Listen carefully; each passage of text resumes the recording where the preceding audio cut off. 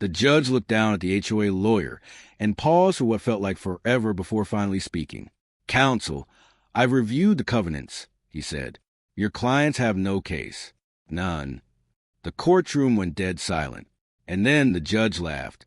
"But to understand why, we have to go back 20 years.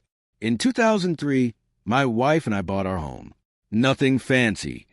Just a 3-bedroom house on a quiet corner lot in a neighborhood that was still being built out. We paid a fair price, signed the papers, and moved in. That was it. Simple. Now here's what you need to know about that neighborhood. When we bought our home, there was no active homeowners association. The developer had laid everything out, sold the lots individually, and walked away. No HOA management company. No monthly dues. No rules about paint colors or shutters. Just neighbors living side by side. For 20 years, that's exactly how it stayed. We mowed our lawn, waved at people across the street, and lived quietly.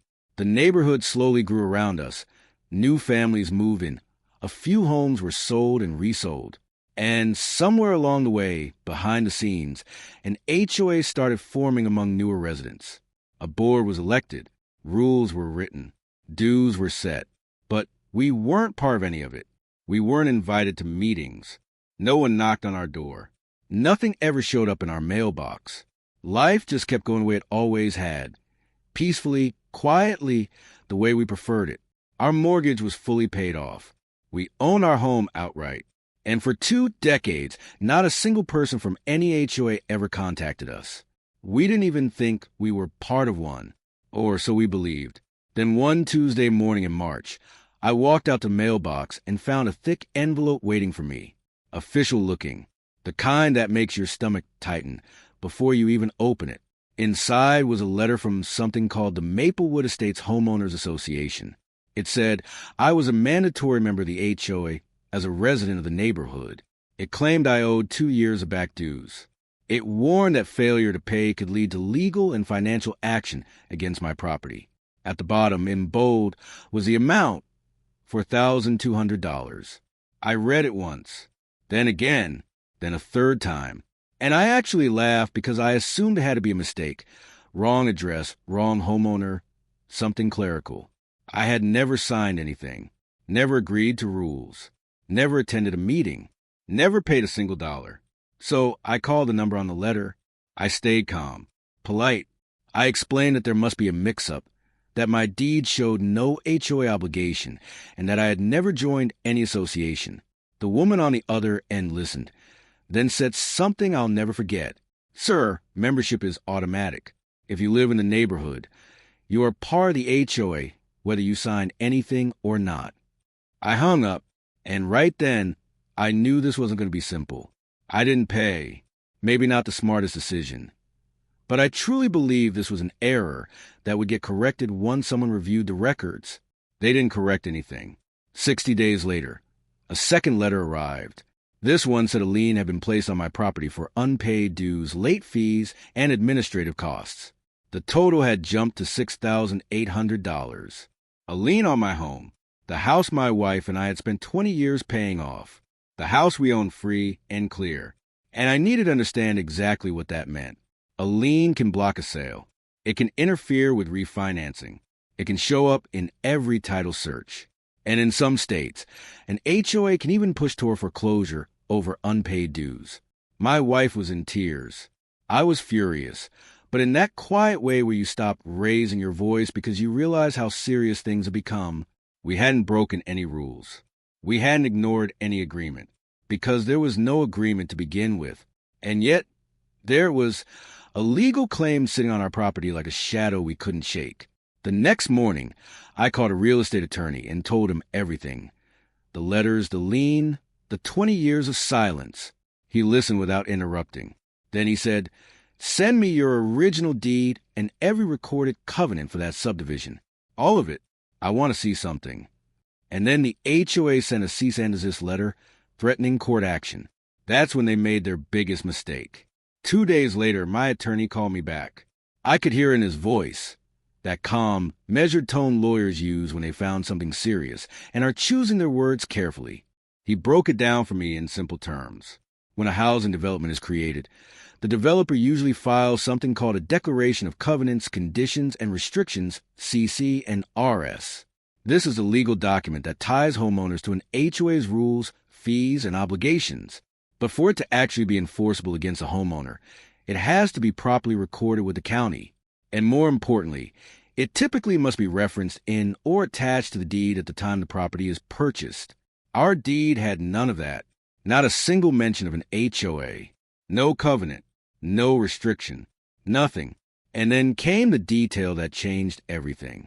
The CC and RS this HOA was relying on to demand money had been recorded in 2009, 6 years after we had already bought our home.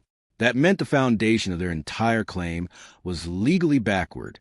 You can't impose a contract on someone after they've already purchased the property and then demand years of retroactive payments, as if it existed all along.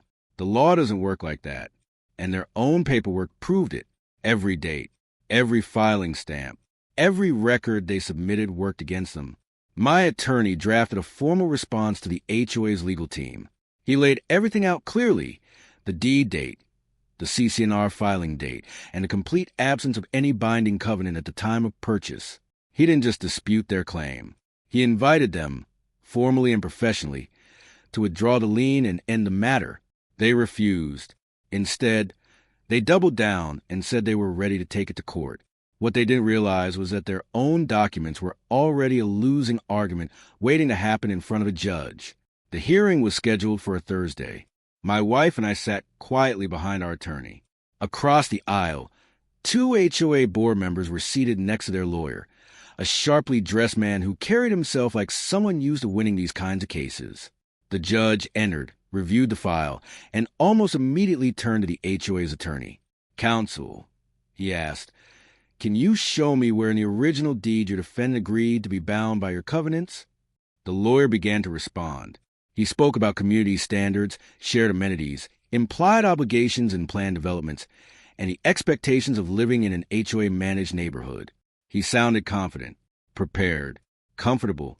The judge let him speak for nearly 2 minutes without interruption.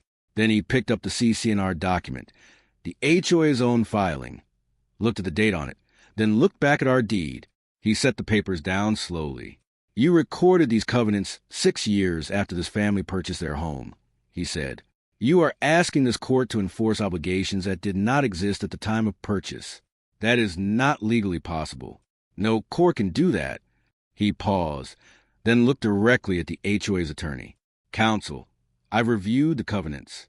Your clients have no case. None." The courtroom shifted in silence. Then the judge let out a small sound, something between disbelief and a laugh, shaking his head slightly like he couldn't believe the case had made it this far at all. Case dismissed. Lien removed. HOA ordered to pay our attorney fees. 20 years of peace, 1 year of conflict, and in the end, the truth had been sitting in their own paperwork the entire time. They just never expected anyone to actually read it closely. And here's what I want you to take from this. HOAs do have legal authority in many situations, but that authority is not unlimited, and it is never automatic. If you ever receive a notice like I did, don't ignore it, but don't rush to pay it either. Start with your deed. Get a copy of your original property records. Request a recorded CC and RS from your county recorder's office. Compare the dates carefully. Check whether those covenants are actually referenced in your deed at the time you purchased. Those details matter more than most people realize. A lot of HOAs rely on intimidation, confusion, and the assumption that people won't question paperwork. They count on you paying just to make it go away. And they count on you never checking the fine print. Don't be that person. Know your documents. Understand your rights. And if something doesn't add up, talk to a real estate attorney. Many will review it for a flat fee or even a free consultation. A few $100s in legal advice saved me nearly $7,000 and protected my home from an invalid lien.